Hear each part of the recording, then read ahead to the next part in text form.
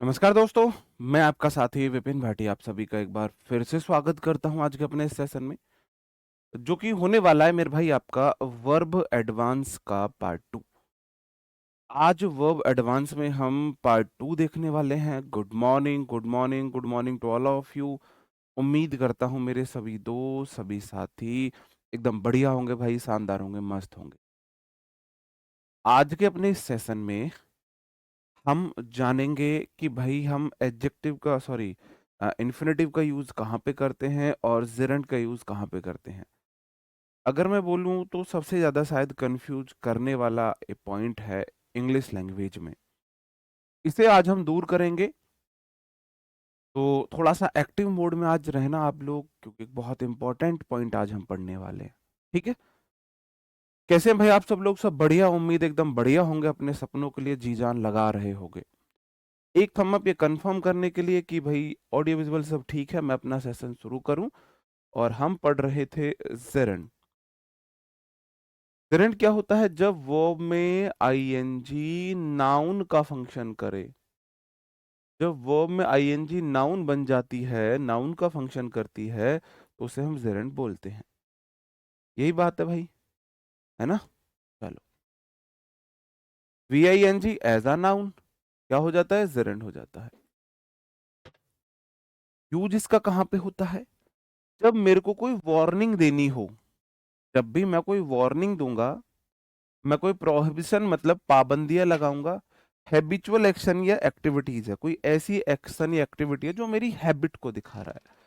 तो तीन बातें याद रखनी है: वार्निंग, प्रोहिबिशन और हैबिट।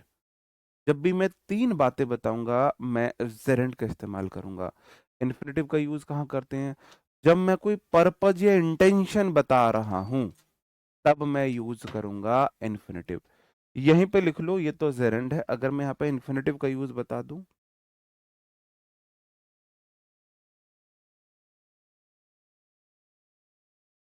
इन्फिनेटिव का यूज होता है, इन्फिनेटिव होता है टू प्लस वी वन।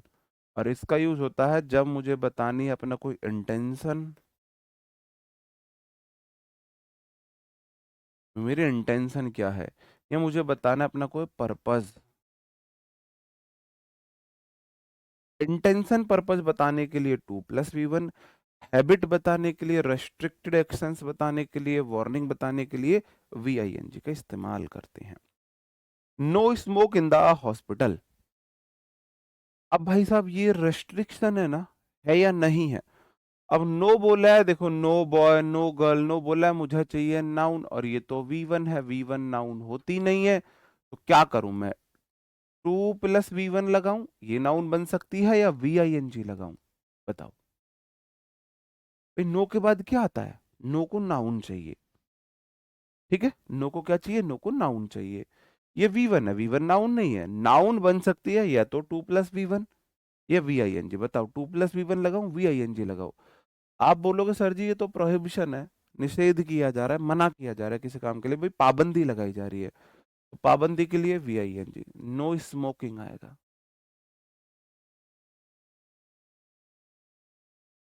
बताओ मेरे लाल, सही है? अंडरस्टूड? बात समझ में आई? नीचे क्वेश्चन देख लो, to touch live wire is dangerous. Live wire को टच करने में बड़ा खतरा है। वार्निंग है? वार्निंग है या नहीं है? आप बोलोगे जी वार्निंग है, तो टू टच नहीं आएगा, टचिंग आएगा।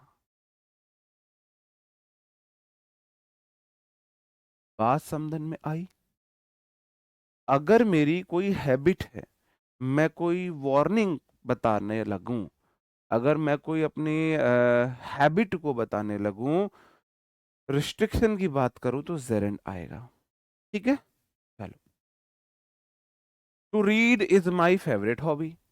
अब देखो, खुद बोल दिया, मैं अपनी कोई आदत बता रहा हूँ। आदत बताने के लिए मैं जेरेंट का इस्तेमाल करता हूँ, रीडिंग आएगा। बात समझ में आई? फिर इन्फिनेटिव कहाँ आता है? जब मैं कोई इंटेंशन या पर्पज बताता हूँ। जब मैं कोई इंटेंशन या पर्पज बताता हूँ, मैं यहाँ पे आगे के एग्जांपल लिखूंगा, आपको बताना है।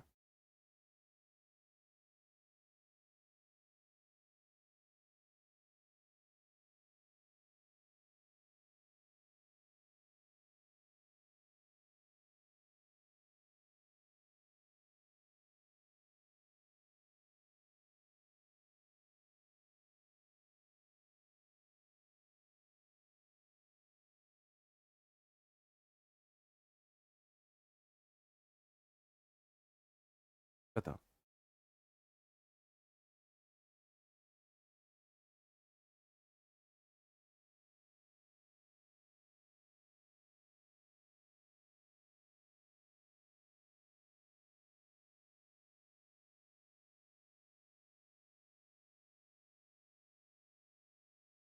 पुलिस स्टॉप्ड, आप जब तक ये 3 क्वेश्चन देखिए, मैं बनाता हूँ इसे, मैं जो मैं लिखना चाह रहा हूँ। Police stopped vehicle,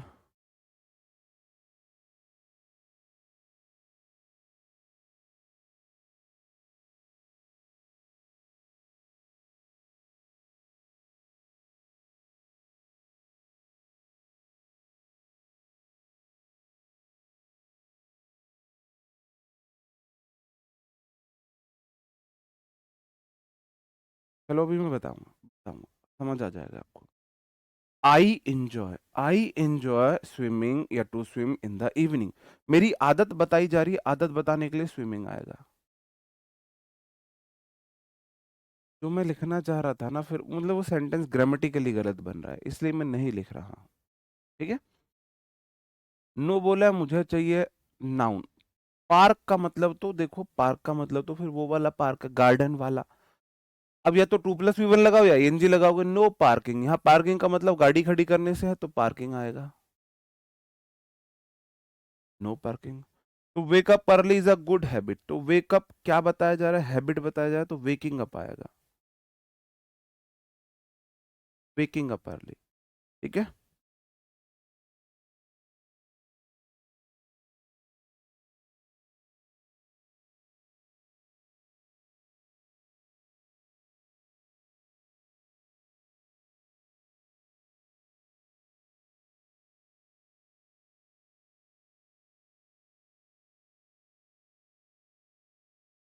police barricaded checking vehicles, बताओ।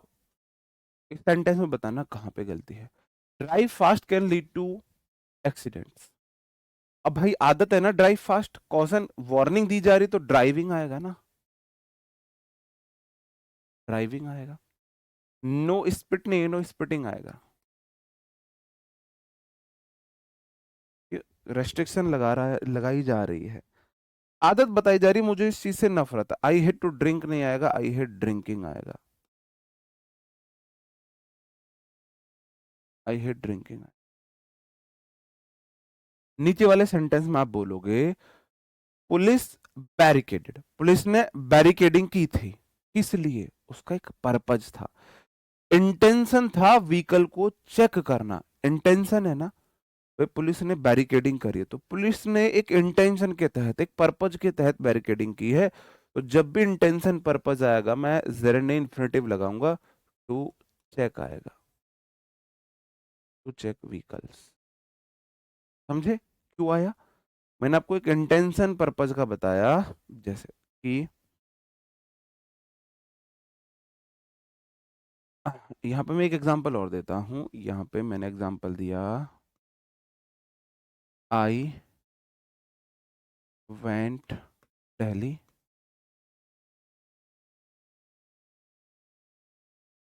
मीटिंग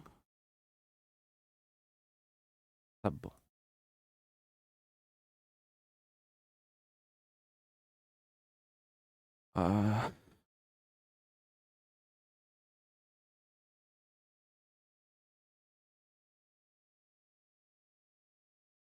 टू प्रेपो भी होता है, वो भी मैं आगे बताऊंगा, वो भी मैं आगे बताऊंगा।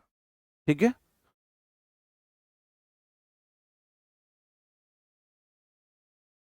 और मैं एक एग्जांपल आपको दूं,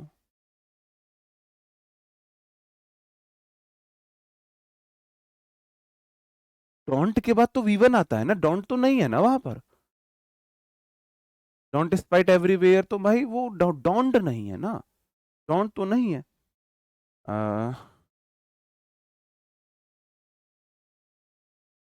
और एग्जांपल मैं आपको दूं,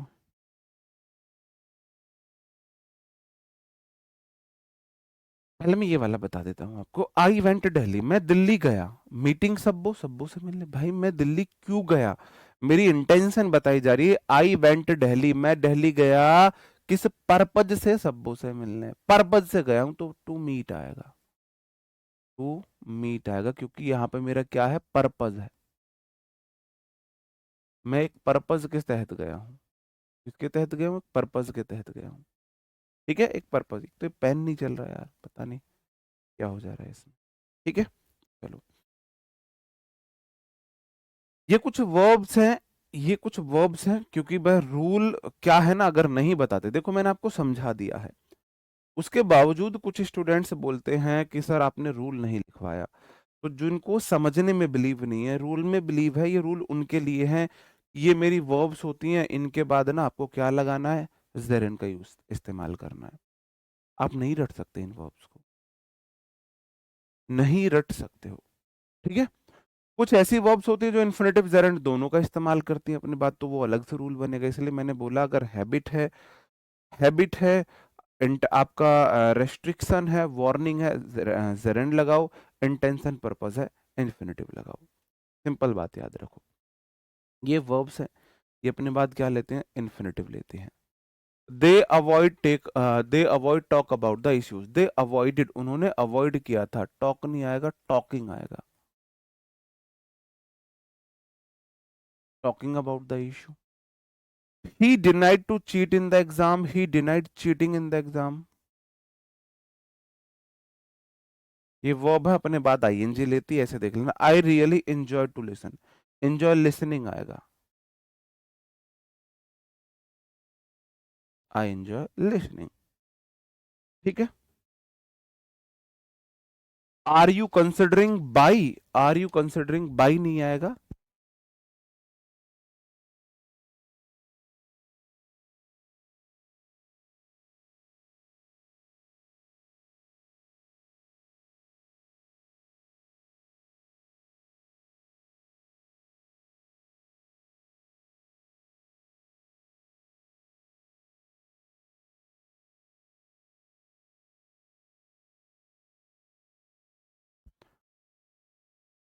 are you considering, is am are के बाद तो मेन वर्ब में आईएनजी आती है, लेकिन कंसिडरिंग अपने बाद क्या लेती है, B U Y I N G लेती है। इसके लिए मैंने एक अलग रूल मतलब एक अलग ट्रिक बनाई हुई है, अलग ट्रिक बनाई। हाँ तो नहीं तो मैंने भाई, मैंने वहां जो 2+V1 मिलके नाउन है, 2+V1 मिलके नाउन है वहां पर, मैंने वो बात बताई, प्रेपो के बाद आईएनजी आती है, लेकिन मैंने ये भी बताई टू के बाद V1 आता है। मैंने ये भी तो बताया टू के बाद V1 आता है, 95% केसेस में टू के बाद V1 आता है, 95% केसेस में। ठीक है, यहां मैंने एक और ट्रिक बनाई हुई है, जब भी दो वर्ब एक साथ आएंगे तो बाद वाली वर्ब आईएनजी के रूप में आएगी, क्योंकि कंसिडरिंग व्हाट, कंसिडरिंग बाइंग, क्योंकि इस वर्ब को चाहिए ऑब्जेक्ट, तो ये ऑब्जेक्ट बन जाता है। वर्ब के बाद नाउन आती है, अगर वर्ब के बाद वर्ब आएगी तो नाउन बन के आएगी, अगर वर्ब के बाद नाउन आए तो नाउन बन के आएगी। ठीक है, चलो, नहीं, टू बाई नहीं आएगा, बाइंग आएगा। ठीक है, the suspect denied, denied verb है, उसके बाद दूसरी वर्ब आई, दूसरी वर्ब आईएनजी में लगाओ। ये मैंने खुद की ऐसे अपनी ट्रिक बनाई थी। ठीक है, ही फाइनली एडमिटेड वर्ब है, वर्ब के बाद दूसरी वर्ब आई, दूसरी वर्ब आईएनजी में आएगी। जब दो वर्ब एक साथ आए तो दूसरी वर्ब आईएनजी में आएगी। ये कुछ मैंने अपनी ट्रिक बनाई थी। ठीक है, एक वर्ब दूसरी वर्ब, एक वर्ब दूसरी वर्ब, एक वर्ब दूसरी वर्ब, तो पहली वर्ब किसी भी रूप में उससे फर्क नहीं, अगर एक वर्ब के बाद दूसरी वर्ब आएगी तो आईएनजी में आएगी। भाई बताया तो टू बाई नहीं हो सकता, नहीं हो सकता। ये रट लो फिर, तुम रटने में बिलीव करते हो, ये रट लो कि इन वर्ब्स के बाद हम जेरेंड लगाते हैं, इन्फिनेटिव नहीं लगाते हैं। यहाँ गया ये कंसीडर, कंसीडर ये रहा, avoid, enjoy, admit, deny, mind, इन सब के बाद हम क्या लगाते हैं, हम जेरेंड लगाते हैं। ठीक है, द टीचर सजेस्टेड, प्रैक्टिस नहीं आएगा, प्रैक्टिसिंग आएगा, VING आएगी। ठीक है, हैव यू फिनिश्ड, फिनिश्ड के बाद दूसरी वर्ब, एक वर्ब के बाद दूसरी वर्ब, एक वर्ब के बाद दूसरी पर राइटिंग आएगा, VING लगाओ, राइटिंग, राइटिंग लगाओ। Would you mind to close नहीं आएगा, क्लोजिंग आएगा। वुड को चाहिए V1, माइंड V1 है और माइंड के बाद जेरेंड आता है, माइंड के बाद जेरेंड आता है। इनकी हिंदी भाई लिखी हुई तो है, ये देखो सबकी हिंदी लिखी हुई है, ये लिखी हुई। आप बोलो सेंटेंस की हिंदी, तो सेंटेंस की हिंदी मैं बता देता हूँ, चलो। दे avoid talking about the issue, उन्होंने अवॉइड किया इशू पे बात करना।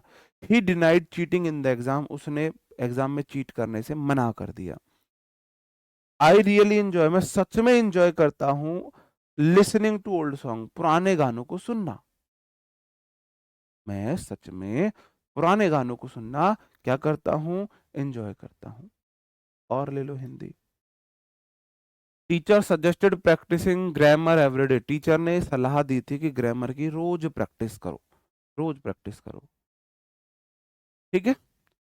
Have you finish writing your assignment yet, क्या तुमने अपने असाइनमेंट को लिखना बंद कर दिया है? Would you mind closing the door, क्या तुम दरवाजा बंद करना चाहोगे, या क्या तुम दरवाजा बंद कर दोगे? क्या तुम्हें एतराज नहीं है तो दरवाजा बंद कर दोगे? वुड यू माइंड का मतलब अगर तुम्हें एतराज ना हो तो, वुड यू माइंड अगर तुम्हें एतराज ना हो तो closing the window, window close करें। ये विंडो क्लोज करने में तुम्हें कोई एतराज तो नहीं है, ये इसका मीनिंग है। Would you mind closing the window मतलब विंडो क्लोज करने में तुम्हें कोई एतराज तो नहीं है, वुड यू माइंड तुम्हें एतराज तो नहीं है, ये इसका हिंदी मीनिंग। इस तरीके से हो जाएंगे मेरे भाई। और वर्ब देख लो, दे डिसाइडेड टू पोस्टपोन नहीं आएगा, पोस्टपोंडिंग आएगा।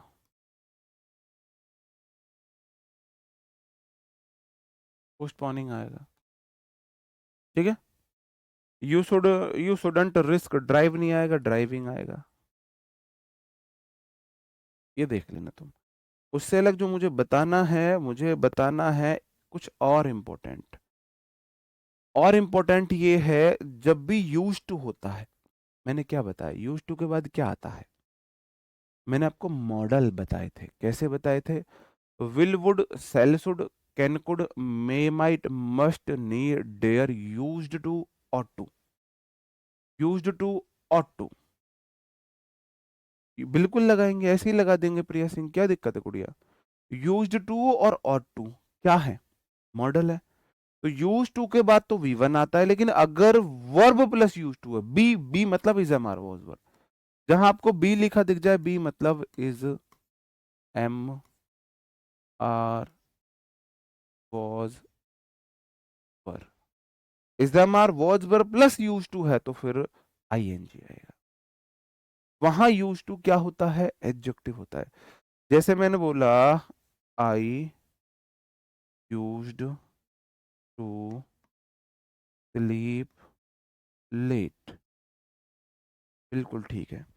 यूज्ड टू के बाद V1 आया, और वही मैंने बोल दिया, अगर I was used to sleep late,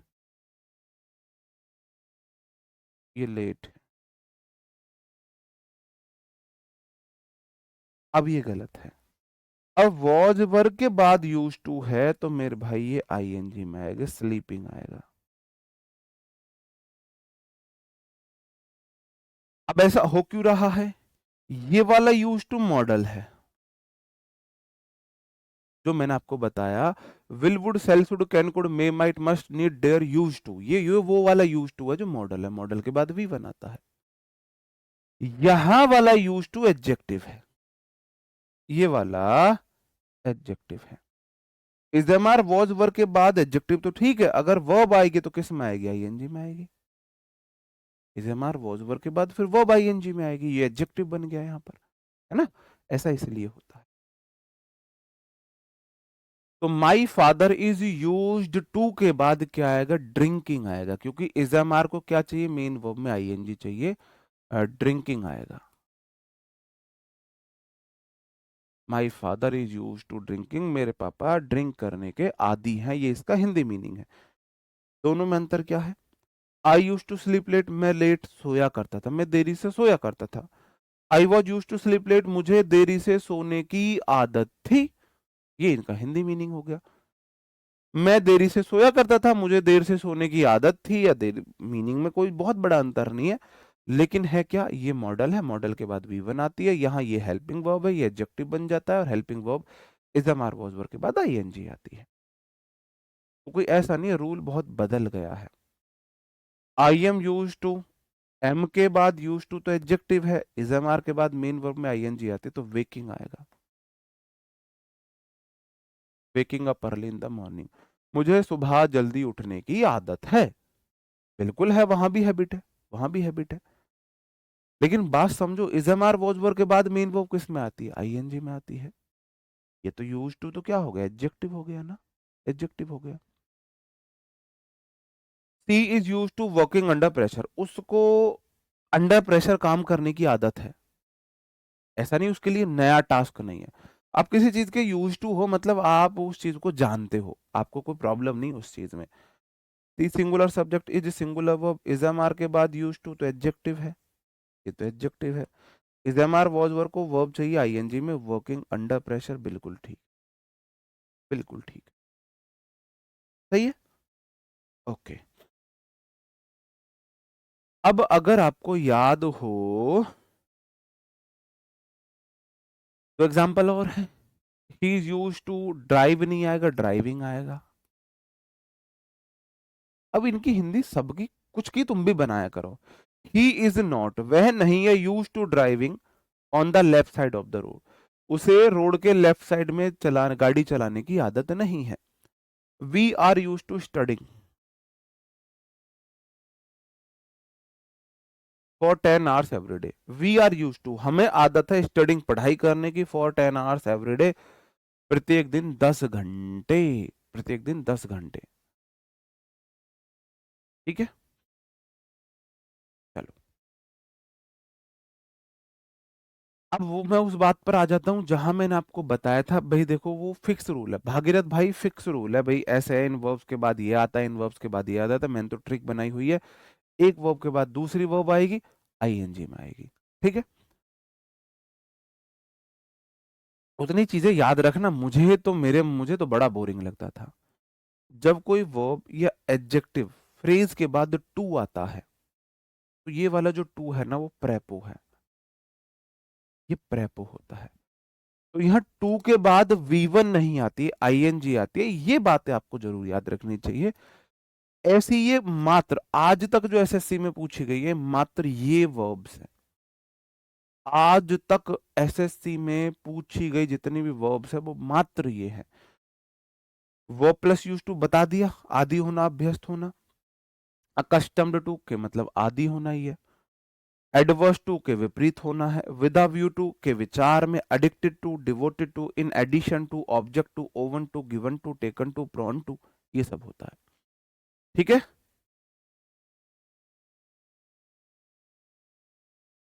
हाँ मैं बताता हूं, टू प्लस वी वन ऐसे आ सकता है।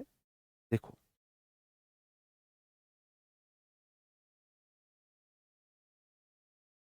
टू अगर है प्रेपो,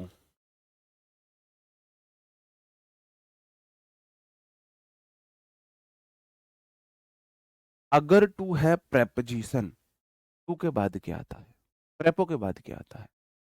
टू अगर है प्रेपो तो प्रेपो के बाद हमेशा वर्ब में आईएनजी आती है। तो जहां टू के बाद आईएनजी आ रही है वहां वाला टू प्रेपोजिशन है। और ये जहां पे टू के बाद V1 आ रही है, ये टू प्लस V1 इन्फिनेटिव है।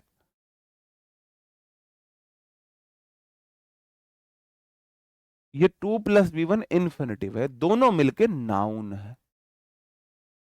यहां टू प्लस V1 नाउन है, किसी वट का आंसर है, किसी वट का आंसर है।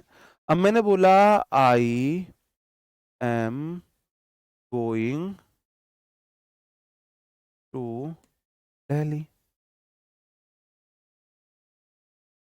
ये वाला टू क्या है? ये टू प्रेपो है। I am going to, to प्रेपो है। और आपको पता है प्रेपो को ऑब्जेक्ट चाहिए, तो दिल्ली यहां पर नाउन इसका ऑब्जेक्ट है, ऑब्जेक्ट है। मैंने यहीं पर लिखा I am going to teach you English.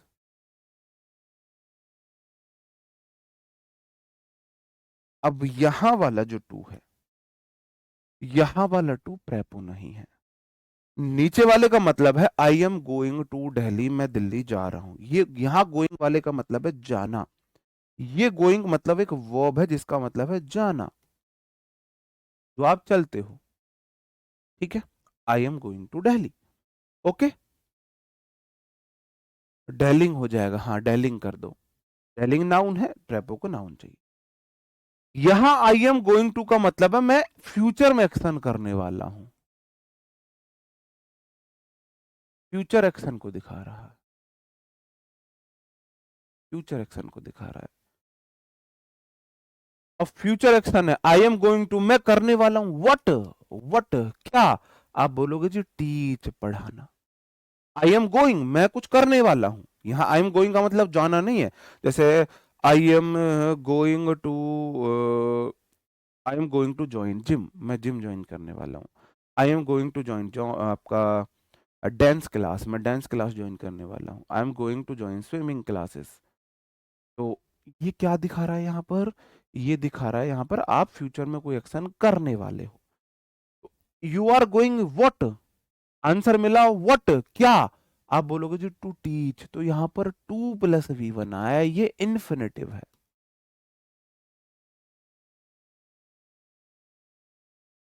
Noun का फंक्शन कर रहा है। तो यहां वाला टू प्रेपो नहीं है, क्योंकि आंसर मिला आई am going what, I am going what. मतलब तुम, यहां गोइंग का मतलब है कुछ करने वाले हो। तुम करने वाले हो क्या, क्या करने वाले हो? आप बोलोगे टू टीच, पढ़ाना, है ना। यहां बोले यू आर गोइंग व्हाट, तुम जा रहे हो व्हाट, यहां व्हाट का आंसर नहीं है, यहाँ व्हाट का आंसर नहीं है। यू आर गोइंग व्हाट, यहाँ आंसर है वेयर का। यू आर गोइंग वेयर, तुम कहां जा रहे हो, वेयर का आंसर है। समझ रहे हो? तो ये वाला टू प्रेपो है, ये वाला टू प्रेपो नहीं है। ठीक है, तो होता क्या है, ये मेरी जितनी भी वर्ब्स है इनके बाद जो ये टू है ये प्रेपो है। और आपको पता है प्रेपो के बाद मेन वर्ब में आईएनजी आती है, प्रेपो के बाद मेन वर्ब में आईएनजी आती है। मैं आपको बताऊं, आपको इस कंफ्यूजन में नहीं पड़ना है। आपको क्या याद रखना है? आपको याद रखना है 95% केसेस में, मतलब मोस्ट ऑफ द केसेस में टू प्लस वी वन आती है। ये आपको याद रखना है, to plus V one, to plus V one. जो 5% केसेस है जिनमें टू प्लस वर्ब में आईएनजी आती है, वो 5% केसेस आप ऐसे मान लो वो ये हैं, बस ये हैं, ये इतना तो याद रख सकते हो, बस ये। इनके बाद टू के बाद आईएनजी आएगी, बाकी सबके बाद वी वन आएगा, इतना याद रखना है। और देखो मुझे याद है, मैं तुम्हारे सामने आंखें बंद कर रहा हूं। ये होता है verb plus use to, with a view to, accustomed to, prone to, taken to, और आपका ऑब्जेक्ट टू, और आपका हो जाएगा in addition to, in addition to, addicted to, devoted to. ये एक दो और है, मतलब ऑप्शन सामने दिख जाएगा, मुझे याद आ जाएगा। ये पूरी मैंने अपनी बुक में दे रखी हैं, जितनी भी इंपॉर्टेंट वर्ब्स है। आपको इतना याद रखना है टू के बाद वी वन आती है, लेकिन अगर इस वर्ब के बाद टू आएगा तो फिर आईएनजी आएगी। बताओ इसमें कौन सी रॉकेट साइंस हो गया? आपको याद रखना है टू के बाद वी वन ही आती है, सर ने बताया टू के बाद वी वन आती है। लेकिन सर ने यह भी बताया, आप मत समझो यहां पर ये प्रेपो है वहां पर वो प्रेपो नहीं है, मत समझो।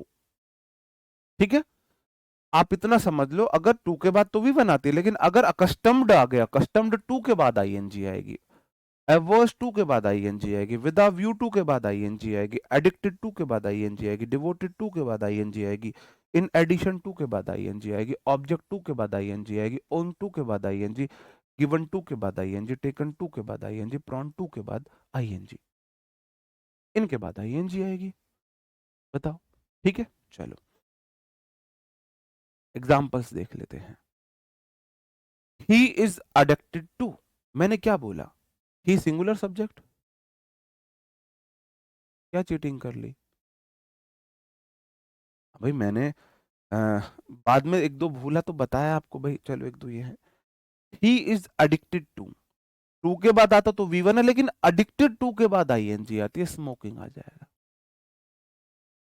क्वेश्चन पूछे गए हैं यहां से, काफी क्वेश्चन पूछे गए हैं, इसको स्किप मत कर देना, बहुत सिंपल रूल है। हालांकि मैंने आपको समझाने के चक्कर में थोड़ा सा फंसा दिया हो वो अलग बात है, लेकिन रूल बहुत सिंपल है। ठीक है, बुक में सब है, मैंने बुक अपने हाथों से लिखी है, मुझे नहीं पता ये रूल है बुक में या नहीं है, वर्ब एडवांस में है ये। I am looking forward to, I am looking forward to, to के बाद तो वी वन आता है, लेकिन लुकिंग फॉरवर्ड टू के बाद वर्ब में आईएनजी आती है, मीटिंग आएगा। हिंदी भी बताता चलो साथ में। He is addicted to smoking, वह स्मोक करने का आदी है। I am looking forward to meeting you, मैं तुमसे मिलने का सोच रहा हूं। लुकिंग फॉरवर्ड टू मतलब मैं ये देख रहा हूं, विचार कर रहा हूं, सोच रहा हूं, अपनी इंटेंशन रखता हूं, मीटिंग यू तुमसे मिलना। ठीक है। वॉज यूज्ड टू, आपको पता है यूज टू के बाद वी वन आता है, लेकिन was verb plus use to के बाद आईएनजी आएगी, ड्राइविंग आएगा। एन नहीं चल रहा यार आज। ठीक है, अंडरस्टूड है मेरे भाई। ओके, क्वेश्चन आते हैं यहाँ से, खूब क्वेश्चन पूछे गए हैं यहाँ से। सी वॉज एफ्रेड, अब आप बताओ मुझे एफ्रेड क्या है, एडजेक्टिव ऑफ क्या है, प्रेपो। सिर्फ टू के साथ ही तो दिक्कत थी, टू के साथ वी वन आता है 95% केसेस में, 5% में आईएनजी आ सकती है।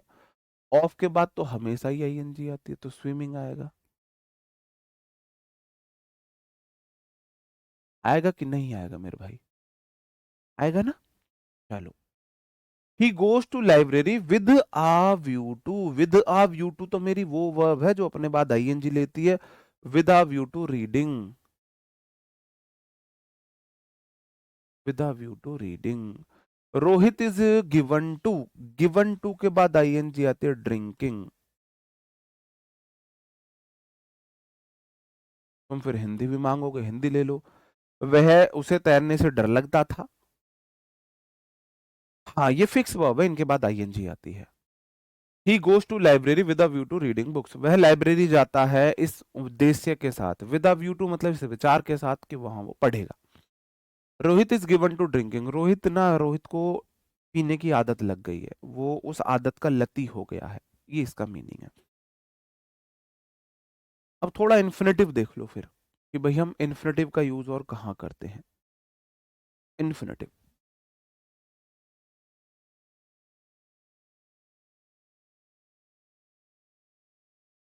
यूज ऑफ इन्फिनेटिव, इन्फिनेटिव का यूज हम करते हैं कुछ वर्ब्स है हमारी, जैसे एग्री है, डिसाइड है, होप है, प्रॉमिस है, वांट है, ये हमारे इंटेंशन को दिखाता है।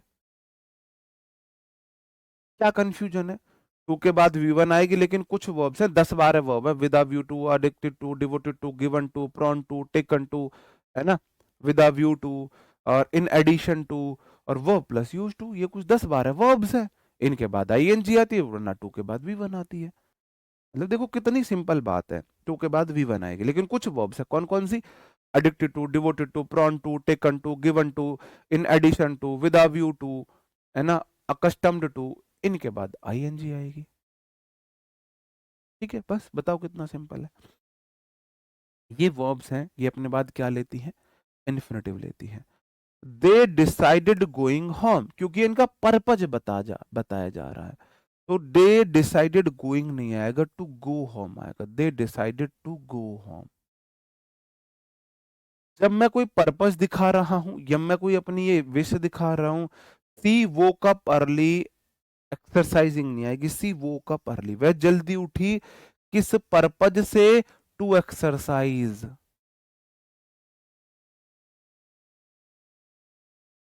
To exercise.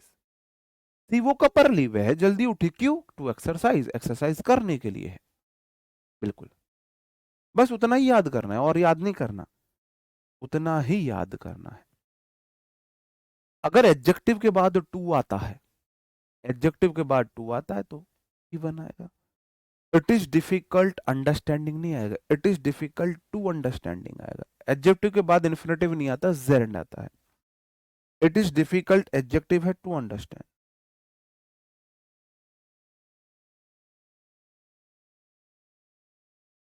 It is difficult to understand, इसे समझना मुश्किल है। बिल्कुल। Vipin sir is use to us मत करो, we are use to Vipin sir, ये बोलो कम से कम। चलो, समझे?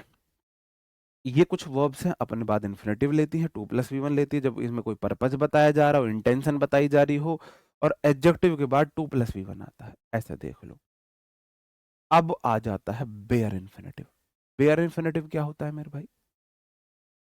बेयर होता है बिना, किसी चीज के बिना। बेयर फुट नंगे पैर है, चप्पल जूतों के बिना बेयर फुट बोलते हैं, ठीक है। बेयर हैंड मतलब बिना हथियार औजार के। तो बेयर इन्फिनेटिव का क्या होगा? इन्फिनेटिव क्या होता है? इन्फिनेटिव होता है, आपको पता है, टू प्लस वी वन। अगर मैंने बेयर बोला है तो किसी चीज के बिना है, तो टू के बिना है। बेयर इन्फिनेटिव अपने बाद डायरेक्ट वी वन लेता है, टू नहीं लेता है। तो जब वर्ब की बेस फॉर्म वी वन बिना टू के आती है, वहां हम बेयर इन्फिनेटिव बोलते हैं। भाई मैंने बोला बड़ा कंफ्यूजिंग है ये, जेरेंड और इन्फिनेटिव बहुत कंफ्यूजिंग है, बहुत। इसमें बहुत रिवीजन की जरूरत है। जब आप इस टॉपिक को, मैं इस पे एक सेपरेट वीडियो लेके आ रहा हूँ, इसलिए वीडियो सेक्शन में, RWSSC एग्जाम से वीडियो सेक्शन में 15 मिनट की, मैं 20 मिनट की बेयर इन्फिनेटिव पे एक अलग सेपरेट वीडियो लेके आ रहा हूँ, जिसमें मैं समझा रहा हूँ कि भाई कहाँ पे कैसे यूज करना है। 4-5 बार आप इसका रिवीजन करोगे, हो जाएगा, हो जाएगा, ठीक है। चलो, एक तो जितने मॉडल्स हैं, मॉडल्स के बाद डायरेक्ट वी वन आता है, बेस फॉर्म, मॉडल्स के बाद वी वन आता है। अब बेयर इन्फिनेटिव कहाँ आता है? मॉडल्स के बाद आता है। डू, डज, डिड के बाद आता है। बेयर इन्फिनेटिव मतलब डायरेक्ट वी वन। अब ये तो अब तक आप पढ़ते आ ही रहे थे, ये तो आप अब तक पढ़ते ही आ रहे थे, इसमें क्या बताना है मेरे भाई? ये तो मैं क्लास 1 से आपको समझा रहा हूँ, डू डज डिड के बाद वी वन, जितने मॉडल्स हैं उनके बाद वी वन आता है। ये थोड़ी ना पढ़ेंगे हम यहाँ पर। हम यहाँ पे पढ़ेंगे कुछ मेरे सेमी मॉडल्स होते हैं। सेमी मॉडल्स मतलब कुछ वे मॉडल्स हैं, कुछ एडजेक्टिव हैं। कुछ मॉडल्स हैं, कुछ एडजेक्टिव, मतलब उसमें दोनों के गुण है। मॉडल्स और एडजेक्टिव दोनों के गुण है। कौन कौन से हैं? Had better, would rather, would rather than, would sooner, would sooner than. Had better, would rather, would rather than, would sooner, would sooner than. Had better का मतलब होता है तुम्हें करना चाहिए था, हैड बेटर। तो इनमें देखो आप, यहां तो कोई कंफ्यूजन नहीं है। वुड के बाद वी वन आ गई, वुड रेदर देन के बाद भी वी वन आ गई, वर्ब तो वही आई है। वुड सूनर के बाद भी वी वन आ गई, वुड सूनर देन के बाद भी वी वन आ गई, क्योंकि वुड है, सूनर तो एडवर्ब है, तो देन के बाद सूनर एडजेक्टिव है, देन के बाद वी वन आया, तो वुड के बाद वी वन आया, यहां तो कंफ्यूजन नहीं होगा, ठीक है। हमें यहां जरूर याद रखना है, had better go, head better, head better, head better के बाद वी वन आता है, वेयर इन्फिनेटिव ये लेते हैं। ये सेमी मॉडल्स हैं। सेमी मॉडल्स मतलब इनमें एडजेक्टिव के भी गुण है, मॉडल्स के भी गुण है, इसलिए अपने बाद ये वी वन लेते हैं। एग्जाम्पल है, you would rather died than beg, I would rather died than beg. ये प्रीवियस ईयर क्वेश्चन एग्जाम में आया था। ये कैसे आया था? I would rather to die, ये आया था इस तरीके से, to die. I would rather to die than beg, मैं भीख मांगने से बेटर मरना पसंद करूंगा। जो मॉडल्स होते हैं, जो हेल्पिंग वर्ब होते हैं, उनका अपना कोई मीनिंग नहीं होता है। तो आपको इनके हिंदी मीनिंग कैसे लिखवाऊं मैं? जो हेल्पिंग वर्ब होते हैं उनका अपना मीनिंग नहीं होता है, मेन वर्ब का मीनिंग होता है, उनके कोई अपने मीनिंग नहीं है। एग्जाम में इस तरीके से आया था, मैंने बोला आई वुड रेदर, वुड को चाहिए V one, would rather semi modal है, टू नहीं आएगा, डायरेक्ट वी वन आएगा, ना डाइड आएगा ना टू डाई आएगा, डाई आएगा। अगला क्वेश्चन है, you had better, had better semi model. देखो इन सब में एडजेक्टिव और मॉडल दोनों के गुण हैं।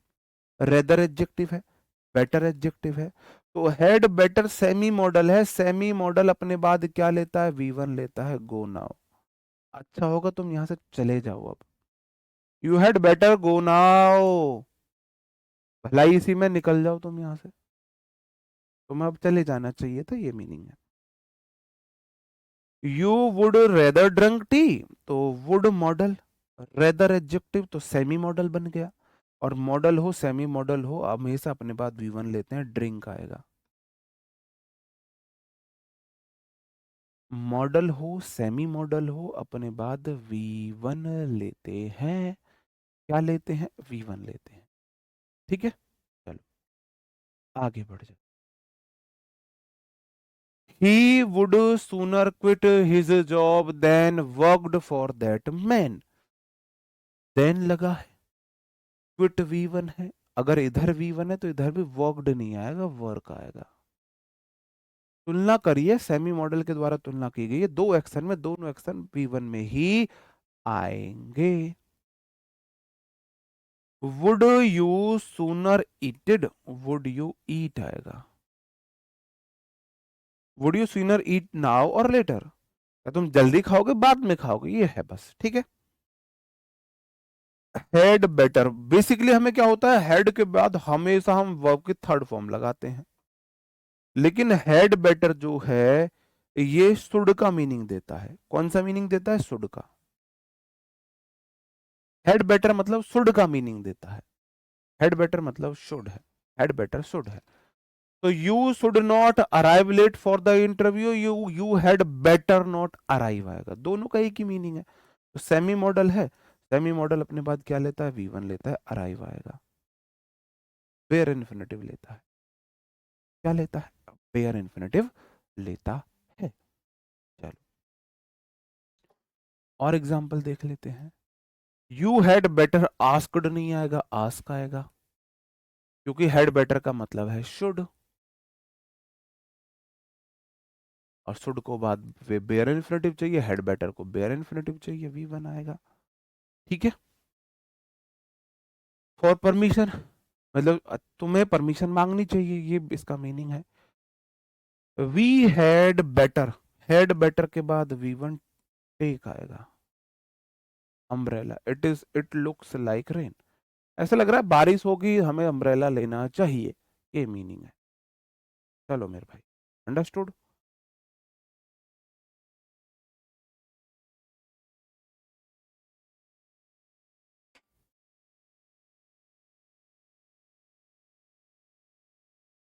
इसका नाम इसीलिए वर्ब एडवांस रखा गया है। देखो दो तीन चीजें हैं याद करने की, मैं आपको बताऊं। एक तो नाउन में हमारे चार पांच टेबल है, वो याद करने की है, अगर आप पहली बार पढ़ रहे हो तो वो चार पांच रिवीजन करने से हो जाती है, उन्हें बेशक याद मत करो, कोई दिक्कत नहीं है। मैं बोलता हूँ जो ऐसे टॉपिक हैं, जो ऐसे चैप्टर है जिनको आपको अगर स्ट्रॉन्ग करना है तो रोज 20 मिनट देनी होंगी, वो चैप्टर है प्रेपोजिशन प्लस फ्रेजल वर्ब।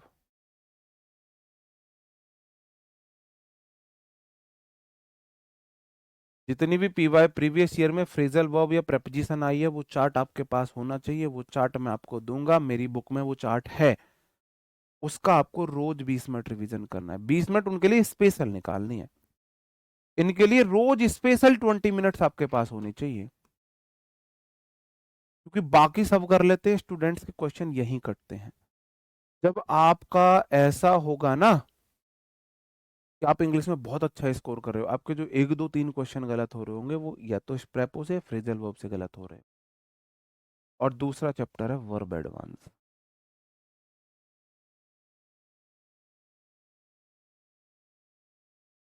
दूसरा चैप्टर ये है, रोज 10 मिनट्स आपको इसको अलग से देने होंगे एक हफ्ते। पता है होता क्या है, हमें अप्रोच बदलने के, हर हर चैप्टर सेम नहीं होता। अब जैसे कि आप पढ़ो मैथ्स, तो मैथ्स में अगर मैं बात करूं, परसेंटेज इजी चैप्टर है, time and work easy chapter है ना। लेकिन जब बोट एंड स्ट्रीम पे बात आती है तो पहली बार पढ़ते हैं, मुझे तो थोड़ा सा मुश्किल लगा था, बोट एंड स्ट्रीम थोड़ा मुश्किल लगा था। आपको मैं बात करूँ, पार्टनरशिप बड़ा इजी चैप्टर है। अगर मैं बात करूँ, सिंपल इंटरेस्ट बड़ा इजी है। लेकिन अगर मैंने जब कंपाउंड इंटरेस्ट पढ़ा तो मुझे कुछ क्वेश्चन ट्रिकी लगे थे। हर चैप्टर बराबर इजी नहीं होता है। इजी का मतलब वो इजीली समझ में आ रहा है। अब आप जितना जो चैप्टर आपके लिए इजी है उसको भी आप उतना ही टाइम दो, जो टफ है उसको भी उतना ही टाइम दो, फिर बात नहीं बनेगी। जो चैप्टर टफ लग रहा है उसका मतलब वो आपसे ज्यादा टाइम मांग रहा है। टफ का मतलब है वो बोल रहा है मुझे ज्यादा टाइम चाहिए, वो रूठा हुआ है आपसे। ये ऐसे है कि आपका कोई फ्रेंड है, वो मेल फीमेल कुछ भी हो सकता है, वो आपसे रूठा हुआ है, और अगर आप उसे टाइम नहीं देंगे तो वो आपके फेवर में आएगा या आपसे और ज्यादा नाराज होगा। तो रूठा हुआ चैप्टर का मतलब है आपको उसे ज्यादा टाइम देना है। आपका कोई फ्रेंड है, चाहे मेल है चाहे फीमेल, अगर वो नाराज है, रूठा हुआ है, तो भाई उसको थोड़ा टाइम दो, अभी तो दोनों के बीच अच्छी बॉन्डिंग बनेगी। नाराज चल रहा है, रूठा हुआ, और उसे टाइम नहीं दोगे आप, तो भाई बॉन्डिंग अच्छी बनेगी नहीं। मैं मानता हूं मैंने हर चैप्टर से अपनी बॉन्डिंग बनाई हुई है, तो आपको बॉन्डिंग बनानी पड़ेगी। तो वर्ब एडवांस पढ़ा रहा हूँ, इसमें कुछ याद करने की चीजें हैं। जैसे मैंने बताया, अगर भाई मैं अपनी कोई हैबिट बता रहा हूँ, मैं कोई प्रोहिबिशन की बात कर रहा हूँ, वार्निंग की बात कर रहा हूँ, जेरेंड आएगा। मैं पर्पज इंटेंशन बता रहा हूँ, इन्फिनेटिव आएगा। कुछ वर्ब्स है उनके बाद जेरेंड आता है। कुछ वर्ब सर ये मैंने आपको दो तीन बाद में बताई, एडजेक्टिव के बाद इन्फिनेटिव आता है। इन चीजों की आपको बार बार प्रैक्टिस करनी पड़ेगी, है ना। जैसे अब मैंने ये बाद में बेयर इन्फिनेटिव पढ़ाया, तो अब ये बात मैं इंग्लिश के थ्रू आपको बाकी सब सब्जेक्ट के लिए बता रहा हूँ, बाकी सब सब्जेक्ट के लिए बता। फ्रेजल वर्ब मैं पढ़ाऊंगा, लेकिन मैं एक दिन में सब नहीं पढ़ा सकता। अगर आपके पास टाइम है तो मैंने सारी फ्रेजल वर्ब RWSSC चैनल पर नायक बैच में बिल्कुल फ्री यूट्यूब पर पढ़ाई हुई है। अगर टाइम है आपके पास, आपके बाकी स्ट्रॉन्ग सब्जेक्ट है, आपको उन्हें टाइम ज्यादा कब इतना नहीं देना, इंग्लिश को ज्यादा टाइम देने का आपने ठाना है, तब तक आप वहां से कर रहे हैं। मैं यहाँ पढ़ाऊंगा, वोकैब मैं यहाँ पढ़ाऊंगा, तब तक आप वहां से पढ़ सकते हो। जो बोल रहे सर वोकैब अभी करो, मैं उनके लिए बोल रहा हूँ, वो तब तक वहां से कर लो, यहाँ तो मैं पढ़ाऊंगा। लेकिन यहाँ मैं एक दिन में सब कुछ नहीं पढ़ा सकता हूँ, एक दिन में नहीं पढ़ा सकता हूँ सब कुछ, बस मैं ये बात आपको समझा रहा हूँ। ठीक है। तो प्रेपो प्लस फ्रेजल वर्ब अगर आपको, हाँ,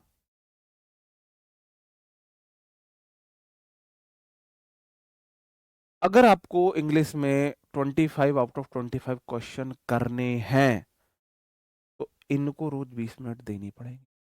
प्रेपोजिशन प्लस फ्रेजल वर्ब को रोज 20 मिनट देनी ही देनी पड़ेंगी। आप एक चीज देखो, मैथ 25 मार्क्स का 25 क्वेश्चन आते हैं।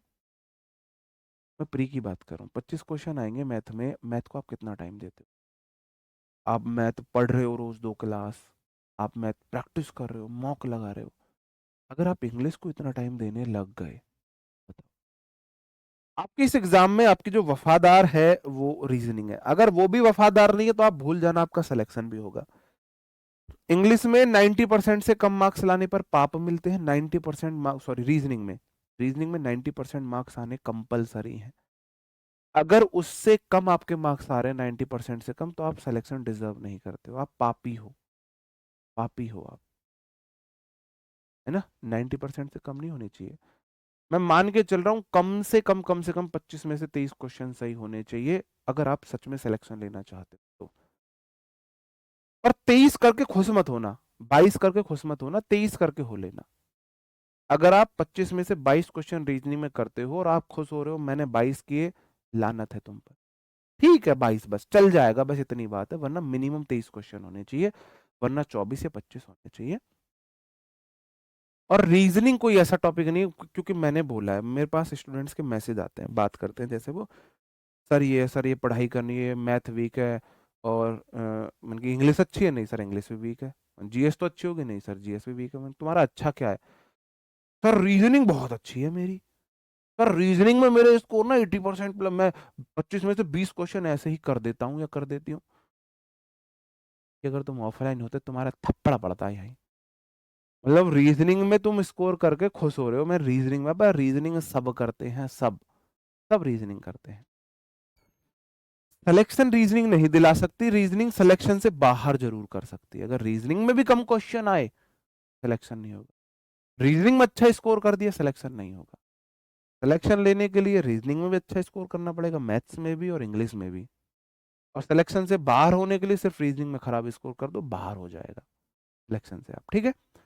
और इंग्लिश में अच्छा स्कोर करने के लिए आपको अगर अच्छा स्कोर करना है तो आपको प्रेपो फ्रेजल वर्ब को रोज 20 मिनट देनी होंगी। जिनके पास बुक है वो बुक पढ़ ले।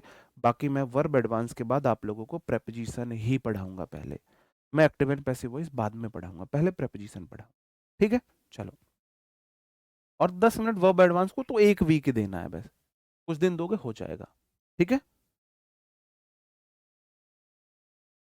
एक है लेट बिड मेड, ये कॉजेटिव वर्ब्स में आता है, ये अपने बाद बेयर इन्फिनेटिव लेते हैं एक्टिव वॉइस में। Let bid made, let bid made जो है अपने बाद क्या लेते हैं, क्या लेते हैं, V1 लेते हैं। She made me to laugh नहीं होगा, लाफ आएगा, V1। बेयर इन्फिनेटिव लेते हैं, ये मैंने आपको वॉइस में भी पढ़ाया है, पहले भी पढ़ाया है, बताओ। Okay, the boss made him to work नहीं आएगा, वर्क आएगा, V1। लेट बिड मेड के बाद डायरेक्ट V1 आता है। पॉजिटिव वर्ब्स है ये, इनके बाद V1 आता है। इन पॉजिटिव वर्ब्स मतलब क्या है, इन्होंने एक्शन नहीं किया, इन्होंने एक्शन किसी और से कराया है, किसी और से कराया है, ये इसका मीनिंग है। She makes her two kids do their homework before dinner. She makes her kids है ये, she makes her kid do आएगा। ये क्या होता है, let bid make object plus V1 आता है, एक्टिव वॉइस में ऑब्जेक्ट प्लस V1 आता है, और ये मैंने आपको एक्टिव पैसिव में भी पढ़ाया था, ठीक है। हाँ जी, सॉरी, मतलब वो नरेशन पढ़ाऊंगा मैं बाद में, ये वॉइस में मैंने आपको पढ़ाया। अब मैं आपको नेक्स्ट चैप्टर प्रेपो पढ़ाऊंगा, प्रेपो के बाद फिर नरेशन पढ़ाऊंगा, और फिर आर्टिकल, और फिर कंजंक्शन, सुपरफ्लुअस पढ़ा दूंगा फिर। चलो, सी लेट मी टू गो नहीं होता, लेट मी गो होता है। My parents let me to stay नहीं आएगा, लेट मी स्टे आएगा। Don't let the dog to enter नहीं आएगा, एंटर आएगा, इजी है। लेट बिड मेक के बाद डायरेक्ट V1 आता है, लेट बिड मेक के बाद डायरेक्ट V1 आता है, ठीक है। चलो, और क्वेश्चन ले लीजिए। He bade me to leave the room नहीं आएगा, he bade me to leave नहीं, बेड में लीव आएगा, direct bare infinitive. The old man bade him to, bade his sons आएगा, टू हिज टू, ये तो कोई लॉजिक ही नहीं है। Bade his sons V1। Let bid make object plus V1, object plus V1, object plus V1 आता है। I bade him to good bye नहीं आएगा, आई बेड हिम गुड बाय आएगा, ठीक है मेरे भाई। ओके, अब ये वो चीजें हैं जो मैं आपको पढ़ा चुका हूं, ये मेरी सेंसरी वर्ब्स हैं। अगर आपको याद हो, ये मैं आपको एडवर्ब में पढ़ा चुका हूं, और एडवांस में इनका सिर्फ रिवीजन करा रहा हूं। ये वर्ब्स हमारी किसको दिखाती हैं, परसेप्शन को दिखाती है, एक्शन को नहीं दिखाती हैं। हमारी इंद्रियों से जुड़ी हुई वर्ब है। सी है, हियर है, स्मेल है, टेस्ट है, फील है। सेंसरी वर्ब अपने बाद क्या लेती हैं, एडजेक्टिव लेती हैं। वर्ब अपने बाद एडवर्ब लेती हैं, ये अपने बाद एडजेक्टिव लेती है। ये अपने बाद क्या लेती हैं, एडजेक्टिव लेती है। आपको याद हो, मैंने आपको ये एडवर्ब में पढ़ाया है, सिर्फ रिवीजन करा रहा हूं। सी लुक्स ब्यूटीफुल, लुक्स के बाद ब्यूटीफुल ही आएगा, ब्यूटीफुल आएगा, ब्यूटीफुल एडजेक्टिव है, क्या है, ब्यूटीफुल एडजेक्टिव है, लुक्स ब्यूटीफुल। हाँ, फील सी वॉच, ये सब होता है।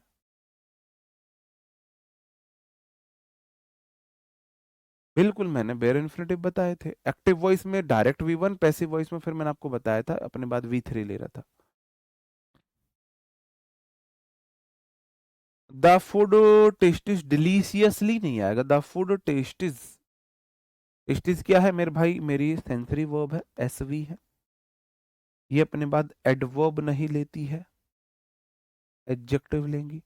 डिलीशियसली नहीं आएगा, डिलीशियस आएगा, डिलीशियस। अंडरस्टूड? ओके, ठीक है। द फ्लावर स्मेल स्वीटली नहीं आएगा, स्वीट आएगा, क्योंकि एडजेक्टिव में एल वाई लगने से एडवर्ब बन जाता है। ठीक है, ये तो मैंने आपको पढ़ाया है। बोलो पढ़ाया है या नहीं पढ़ाया है, बताओ मुझे। पढ़ाया है ना? चलो आगे बढ़ जाता हूं। सी लुक्स टायर्डली। लुक क्या है मेरे भाई? लुक हमारी इंद्रियों से संबंधित वर्ब है, और ये अपने बाद एडजेक्टिव लेती है। टायर्डली नहीं आएगी, टायर्ड आएगा, टायर्ड आएगा। फील्स हैप्पीली नहीं आएगा, फील हैप्पी आएगा। द म्यूजिक साउंड्स ब्यूटीफुली नहीं आएगा, ब्यूटीफुल आएगा। साउंड्स क्या है? म्यूजिक मतलब लग रहा है सुनने में ऐसा, ब्यूटीफुल आएगा। वर्ब अपने बाद एडजेक्ट एडवर्ब लेती है, लेकिन ये सेंसरी वर्ब अपने बाद एडजेक्टिव लेती है। चलो, जितना मैंने पढ़ाया अभी उसका थोड़ा सा मिक्स क्वेश्चंस कर लेते हैं हम। ठीक है,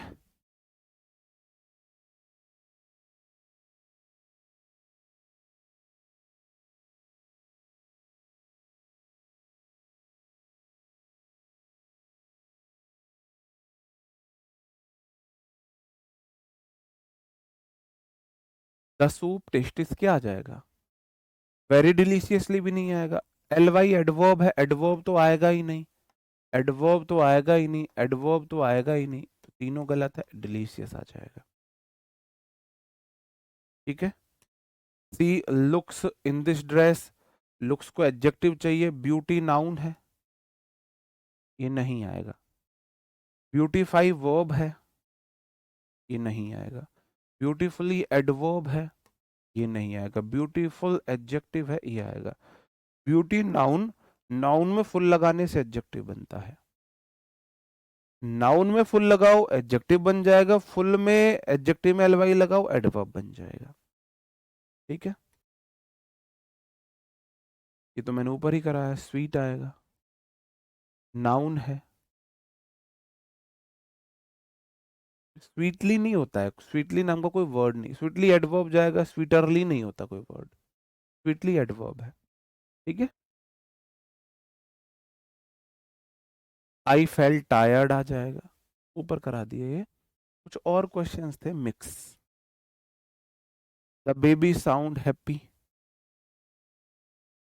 साउंड्स को चाहिए एडजेक्टिव, हैप्पीली एडवर्ब है, इसलिए गलत है। नेस नाउन है, इसलिए गलत है। हैप्पियरली नाम का कोई वर्ड नहीं होता है। Ness, N E double S O U S, ये वाले वर्ड, आई टी वाई, ये वाले वर्ड, ये क्या होते हैं? नाउन होते हैं। नहीं, नेस और ये ओ यू एस वाला एडजेक्टिव होता है, ये वाले नाउन होते हैं।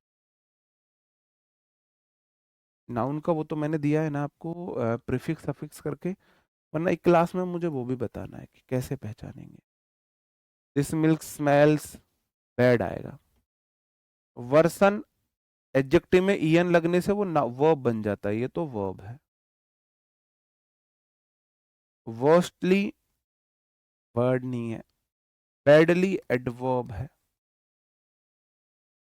बैड एडजेक्टिव है, इसलिए एडजेक्टिव है।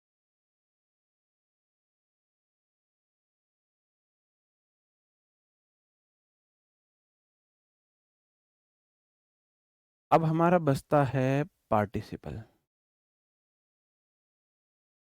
आप लोगों का दिमाग रेडी है? पार्टिसिपल भी थोड़ा सा कंफ्यूजिंग चैप्टर है, आप लोगों का दिमाग रेडी है उसे पढ़ने के लिए? आज के लिए इतना ही करें, क्योंकि मुझे लगा आप लोग आज थोड़ा सा कंफ्यूज, मतलब तुम्हारे दिमाग की जो पावर है ना वो इंग्लिश में कम है, थोड़ी पावर इंग्लिश में कम है।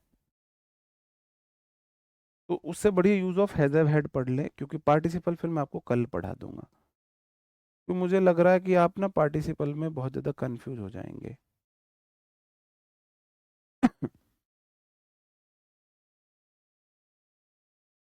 यूज ऑफ हैव हेड देख लो। हाँ जी, आज के लिए इतना काफ़ी है, मुझे पता है ना? ये होती है पहचान। मैं अपने स्टूडेंट्स को कितने अच्छे से जानता हूं।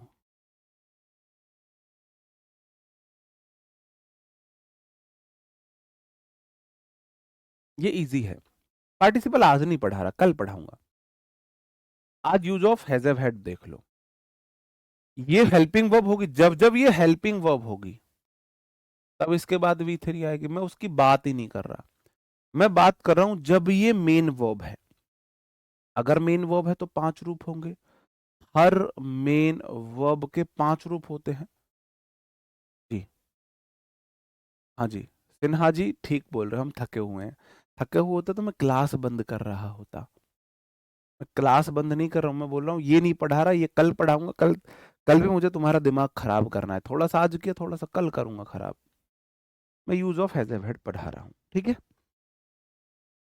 हेल्पिंग वर्ब का अपना कोई मीनिंग नहीं होता है, उसकी अपनी कोई फॉर्म नहीं होती है। अगर मेन वर्ब है उसके अपने मीनिंग होते हैं, अपनी 5 फॉर्म भी होती हैं। तो अगर ये मेन वर्ब है तो इसकी 5 फॉर्म है। V1 है हैव, जैसे V1 होती है गो। V2 हैड है, जैसे V2 होती है वेंट। V3 भी हैड है, जैसे V3 गॉन होती है। V4 है हैविंग, जैसे हमारी गोइंग होती है। और V5 है हैज, जैसे हमारी गोज होती है।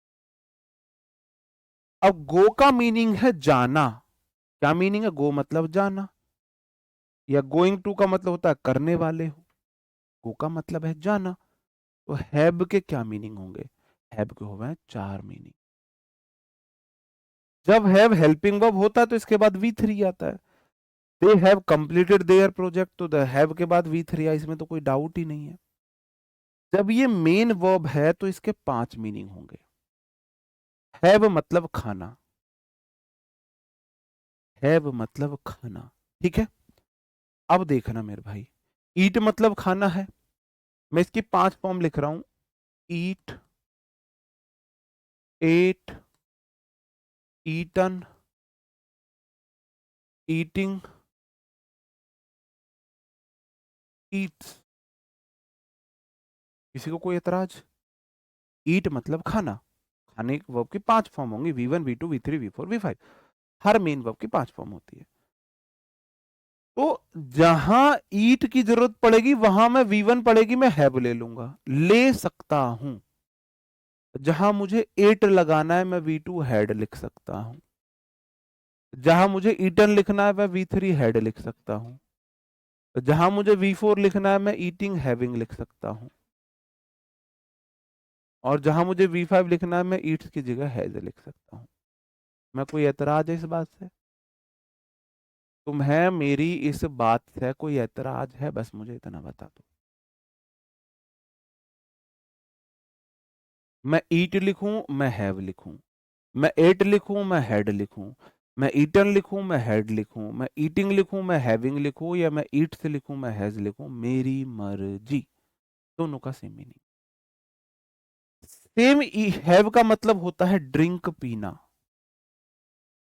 सेम हैव का मतलब होता है टाइम को स्पेंड करना। और सेम हैव का मतलब होता है ओन या पजेस करना। ओन या पजेस, मालिकाना हक होना। अब जैसे मैं बोलूं, मैंने बोला आई एट पपाया। मैं पपाया खा के आया हूं भाई, मैं पपीता खा के आया हूं आपको पढ़ाने। तो आई एट पपाया, बिल्कुल ठीक है, बिल्कुल सही। आई एट पपाया। मेरा मन तो नहीं कर रहा मैं एट लिखूं, मैं तो लिख रहा हूं इसे आई। भाई मैं ईट की जगह हैव लिख सकता हूं। ईट V1 तो है V1। ईट की सेकंड फॉर्म V2 है एट, तो हैव की सेकंड फॉर्म होता है हैड। मैं आई हैड पपाया लिखूं तो मैं कोई एतराज है? तुम्हें कोई एतराज है? दोनों का सेम मीनिंग है। आई एट पपाया मतलब आई हैड पपाया, दोनों का सेम मीनिंग है। अंडरस्टूड? अंडरस्टूड। मैंने बोला I spent good time with you. तुम्हारे साथ अच्छा समय बीता, तुम्हारे साथ समय बिताकर अच्छा लगा, ये मीनिंग है। अब मेरे भाई मैं इसे ये लिख दूं, स्पेंड स्पेंट स्पेंट, ये V2 है। मैं I had good time with you लिख दूं, तुम्हें कोई एतराज है? तुम्हें कोई एतराज तो नहीं है? बताओ, तुम्हें कोई एतराज तो नहीं है? नहीं होना चाहिए। अंडरस्टूड? गुड टाइम को मैं स्पेंड लिखूं, है क्या ये सिंपल इंग्लिश है? ये थोड़ी सी एडवांस इंग्लिश हो जाती है, थोड़ी सी एडवांस इंग्लिश हो जाती है। ठीक है,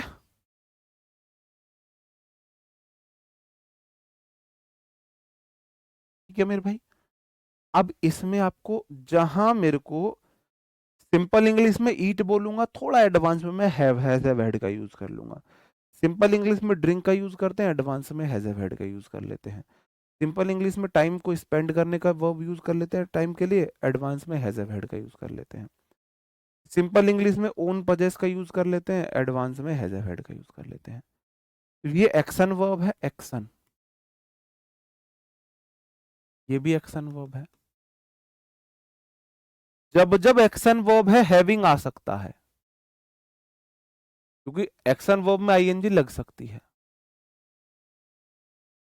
एक्शन वर्ब में आईएनजी लग सकती है। ये मेरे भाई एक्शन वर्ब नहीं है, स्टेट वर्ब है ये। आपके पास या तो कोई चीज है या नहीं है।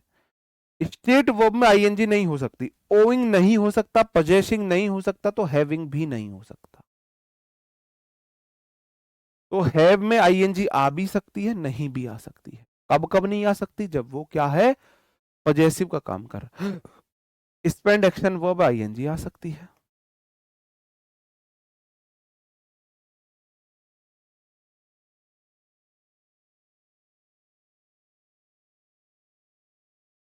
Don't make noise, you are ordered to make noise, you are ordered to make noise, you are forbidden to make noise. इसमें क्या इतना इजी है भाई, ऑप्शन पे पता चलेगा। और चार जो ऑप्शन है उसमें से बेस्ट चूज करना पड़ेगा। चलो हम देखते हैं। I had my dinner eight 10 PM, या आई एट माई डिनर। हैड मतलब V2, यहाँ हैड का मतलब, देखो अब आपको पता कैसे चलेगा मीनिंग क्या है। 10 बजे तुमने डिनर को रखा? नहीं। तुमने डिनर पिया? नहीं। तुमने डिनर पर टाइम स्पेंड करा? नहीं। तुमने डिनर को खाया। तो आई हैड माई डिनर, यहां डिनर का अगर मीनिंग है तो हैड का मतलब है एट। ठीक है। सी हैज अ कैट, अब वो कैट खा रही है, वह बिल्ली खाती है, ये तो मीनिंग नहीं हो सकता। वह बिल्ली कोई समय तो है नहीं जिसे स्पेंड करेगी, ये भी नहीं हो सकता। और वह बिल्ली को पिएगी, ये भी नहीं हो सकता। यहां बिल्ली का मीनिंग है वो बिल्ली को रखती, उसके पास एक बिल्ली है, वो बिल्ली की मालिक है। तो यहां इसका मीनिंग है सी पजेसेस आ कैट, ये इसका मीनिंग। बिल्ली को वो ओन पजेस करेगी। अंडरस्टूड मेरे भाई? आई बात समझन में? ठीक है, समझे? ये आई है। I have a great family, तो यहाँ आई हैव का मतलब है आई ओन पजेस, मेरे मतलब मेरे पास एक ग्रेट फैमिली है। My family had a great time last summer, my family spent a great time. Spend spent spent. My friend has had a bottle of alcohol. अब मुझे बताओ ये सही है या गलत है? क्वेश्चन कैसे आते हैं मैं वही आपको बताने वाला हूं। बताओ ये सही है या गलत है? क्वेश्चन ऐसे आते हैं। दो हैज हैव हैड एक साथ आ सकते हैं? नहीं आ सकते हैं। माई फ्रेंड, कितने दोस्त हैं? एक। ये है हैज हेल्पिंग वर्ब, और ये हैड है मेन वर्ब, B3। अ बोतल ऑफ अल्कोहल, सेंटेंस बिल्कुल सही है ये, बिल्कुल सही है।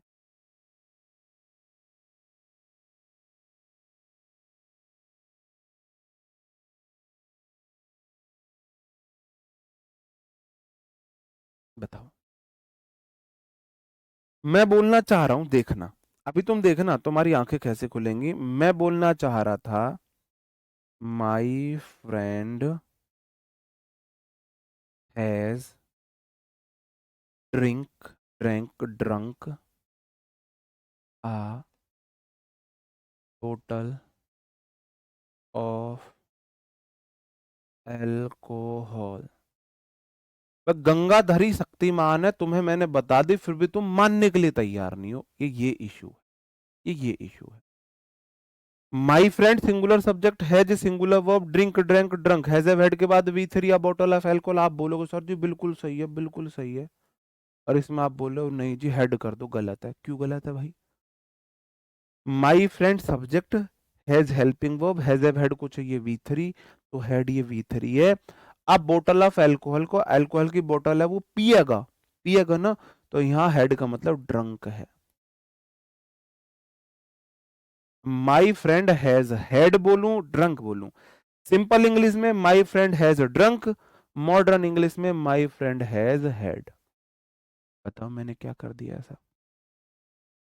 तो क्वेश्चन यहां से इस तरीके से आते हैं, आप लोग कंफ्यूज हो जाते हो। मुझे बताना कौन कौन सा ठीक है। Has, has, has,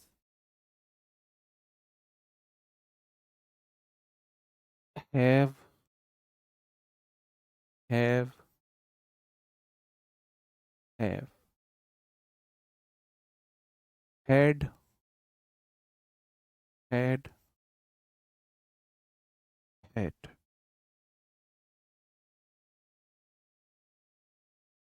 has, have, had, has, have, had, has, have, had. आपके सामने 9 पॉइंट लिखे हुए हैं। 1 2 3 4 5 6 7 8 9। जितना तुम में दिमाग है ना, जितना तुम में दम है, जितनी तुम्हारी क्षमताएं हैं, सारा जोर लगा दो और मुझे बताओ इन 9 पॉइंट में से कौन से पॉइंट सही हैं? कौन से पॉइंट सही हैं? बताओ 9 पॉइंट में से कौन से पॉइंट सही है? हैज हैव हैड एक साथ दो आ सकते हैं या नहीं आ सकते? दो आ सकते हैं तो किस रूप में आ सकते हैं? हैज हैड आ सकता है, हैज हैव आ सकता है, क्या हैज हैड आ सकता है? हैव हैज आ सकता है, हैव आ सकता है, हैव हैड आ सकता है, हैड हैज आ सकता है, हैड हैव आ सकता है, या हैड हैड आ सकता है? बताओ। अरे वाह, अंचल, पंकज, बहुत गजब। दिमाग तो है भाई तुम में, दिमाग तो बहुत है, इस्तेमाल ही नहीं करते हो तुम। इससे ये बात प्रूफ होती है। वरुण शर्मा, बहुत शानदार मेरे शेर, बहुत शानदार। शिवानी जायसवाल जी, बहुत शानदार गुड़िया। विशाल, नितिन, चक दे फट्टे। महानंद जी, बहुत बढ़िया। और प्रिया सिंह गुड़िया, बहुत शानदार।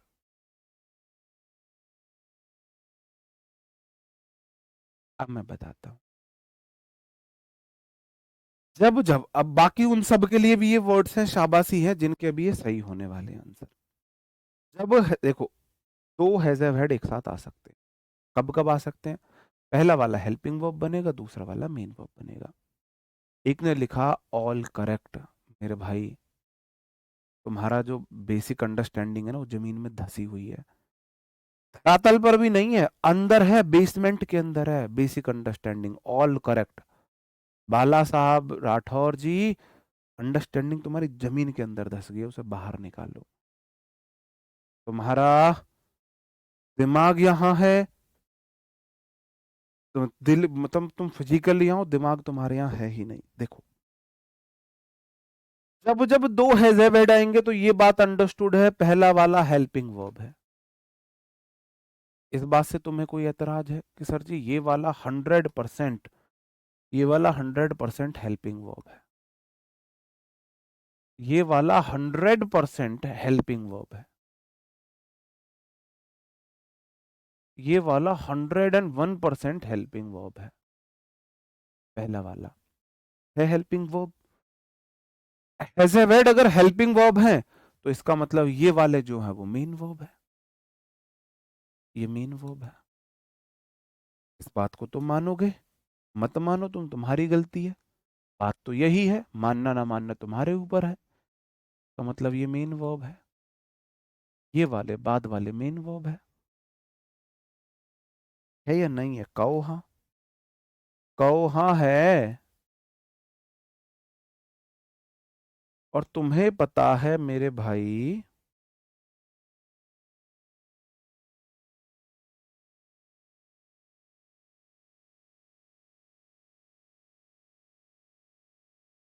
तुम्हें एक बात पता है, अगर has have had helping verb है तो उसके बाद हेल्पिंग वर्ब के बाद हमेशा वी थ्री आ सकती है।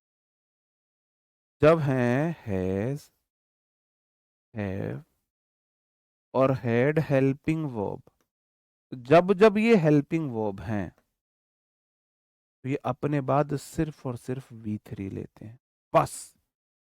ना वी वन ले सकते हैं और ना वी फाइव ले सकते हैं।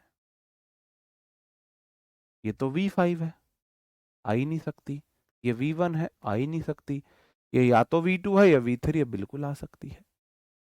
ये अगर ये हैव हेल्पिंग वर्ब है तो ये मेन वर्ब है, मेन वर्ब में तो वी थ्री आवे, ये तो वी थ्री है ही नहीं, वी थ्री आवे, ये तो वी थ्री है ही नहीं, ये ठीक है। ये हेल्पिंग वर्ब है तो ये मेन वर्ब है, मेन वर्ब में तो वी थ्री आवे, ये तो वी फाइव है, ये तो वी वन है, वी थ्री है। तो हमारा सही आंसर था 3, 6।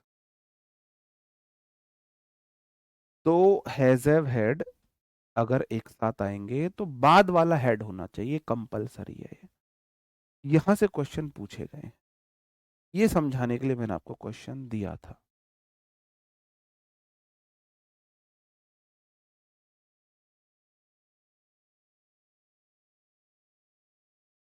चलो मैं ये आपको फिर बताता हूँ, यहाँ से कुछ क्वेश्चंस देता हूँ। क्वेश्चन कैसे हैं? I had have my lunch at 2 PM। Question ऐसे मान के देखो, क्यों गलत है? क्वेश्चन मान के देखो। आप बोलोगे जी सर जी क्वेश्चन इसलिए गलत है, I subject head helping verb, पहला वाला हेल्पिंग वर्ब है, हो सकता है, लेकिन हेल्पिंग वर्ब को तो वी थ्री चाहिए। तो आई हैड हैड आएगा यहाँ पर। I had had my lunch at 2 PM। और इसका मीनिंग है, इसका मीनिंग है आई हैड लंच को ईटन करोगे, my lunch at 2 PM। I had eaten my lunch at 2 PM। ठीक है, I had eaten my lunch at 2 PM। तो पहले वाला हेड है और दूसरे वाले हेड का मीनिंग है ईटन। पहले वाला तो हेल्पिंग हुआ भी है। चलो तो यहां से क्वेश्चन कुछ पूछे गए हैं। अब यहाँ पे एक क्वेश्चन आता है, चलो एक क्वेश्चन मैं पूछ लेता हूँ, बताना। If I had her phone number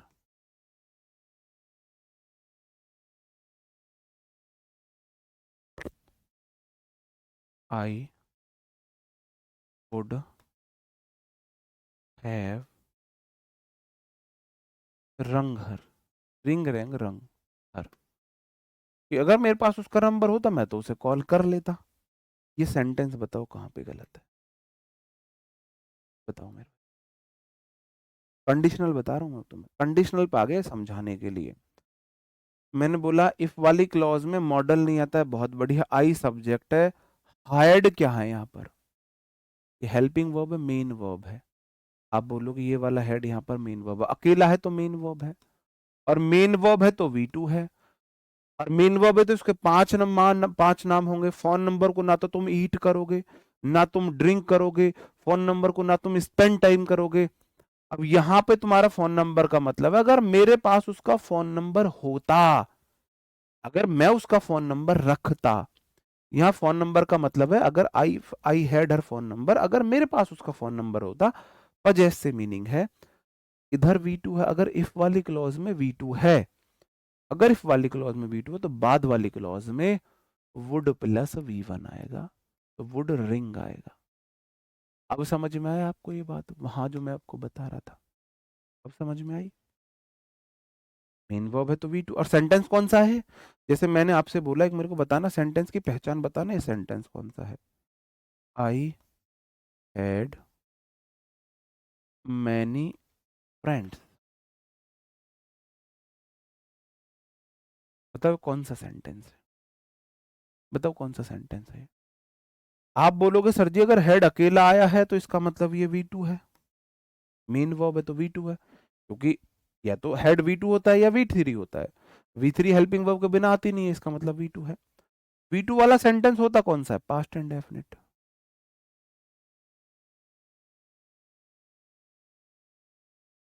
यही मुझे बता दो, आई हैव मैनी फ्रेंड्स कौन सा है?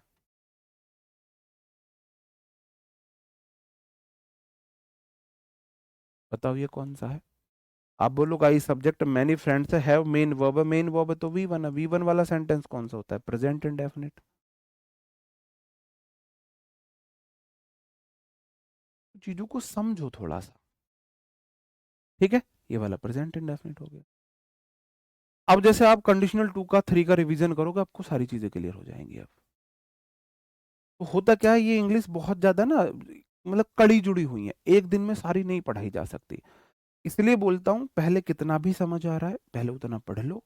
जब रिवीजन आप खुद से करोगे, तो जब रिवीजन के टाइम आप एक बार सारा पढ़ चुके हो, जब रिवीजन करोगे तब दूसरी दोबारा टाइम में आपको चीजें क्लियर होंगी। जैसे मैं आपको बताऊं, मैंने पूरी इंग्लिश पढ़ी, जिस भी टीचर से पढ़ी, जिस भी बुक से पढ़ी, टीचर ने, मैं टीचर की गलती नहीं है, क्लासेस अगर आपको मान के चलो, मुझे आपको ऑफलाइन में 1.5 घंटे की 40 क्लास में इंग्लिश खत्म करवानी हो विद वोकैब, तो मैं कितना पढ़ा पाऊंगा? टीचर की गलती नहीं है, मुझे ऑफलाइन आपको पढ़ाना है और 60 क्लास देनी है। 60 क्लास में मुझे वोकैब भी करानी है, मुझे ग्रामर भी करानी है, और मुझे आपको कॉम्प्रीहेंशन भी कराना है। कितना पढ़ा पाऊंगा? टारगेट दे दिया सिर्फ 60 क्लास मिलेंगे तुम्हें 1.5 घंटे की, है ना? तो टीचर की गलती नहीं थी, हमें ऐसा ही पढ़ाया गया था। बुक वुक से हमने जब पढ़ा तो पहली बार पढ़ के पूरा लगभग 50% डाउट्स क्लियर हुए थे इंग्लिश के। दूसरी बार रिवीजन किया तो एकदम से 70% क्लियर हुए। तीसरी बार रिवीजन किया 80% क्लियर हुए।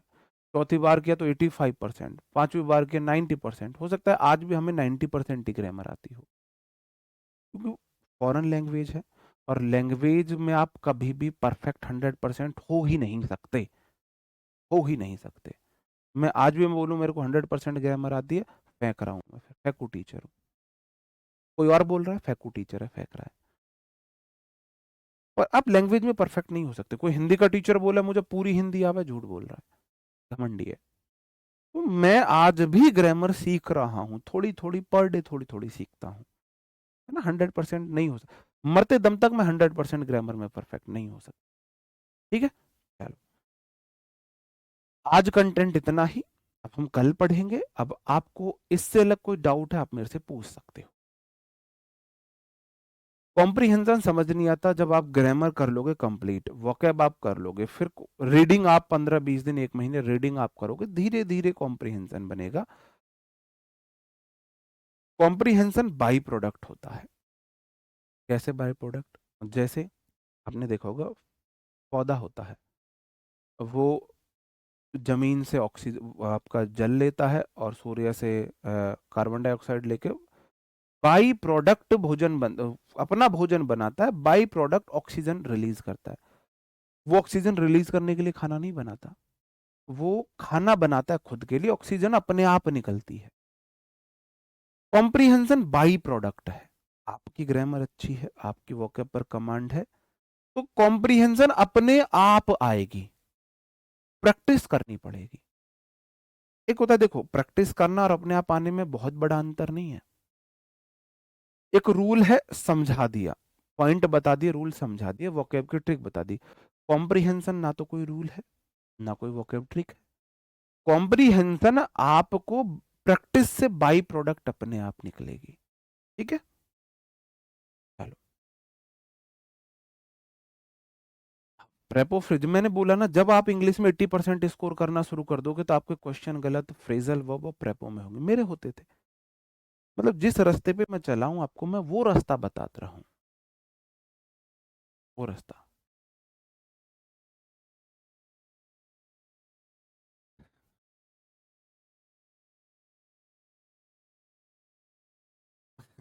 क्या बात है भाई, आज कोई शायरी नहीं, आज कोई शायरी नहीं, आज आपका अलग से कोई डाउट है आप पूछ सकते हो। भाई मैंने बताया था, भाई ऑप्शन, चारों ऑप्शन बताओ, मैं आपको बेस्ट ऑप्शन बता दूंगा। Let no noise be made हो सकता है, let noise not be made, भाई वो ऑप्शन ऐसा नहीं है। आप मेरे को क्वेश्चन भेजो प्रीवियस ईयर।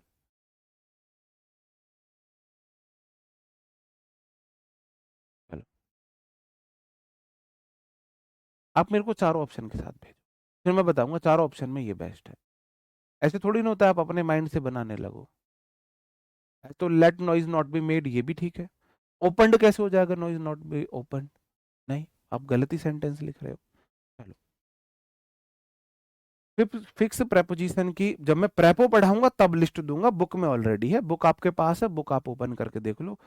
फिक्स्ड प्रेपो और फ्रेजल वो बुक में ऑलरेडी है, ऑलरेडी है। ठीक है, चलो, मिलते हैं मेरे भाई आपसे कल, तब तक अपना ख्याल रखें, पढ़ते रहे, कोई गलती हुई हो उसे माफ करना। Bye bye, thank you, take care, जय हिंद दोस्तों।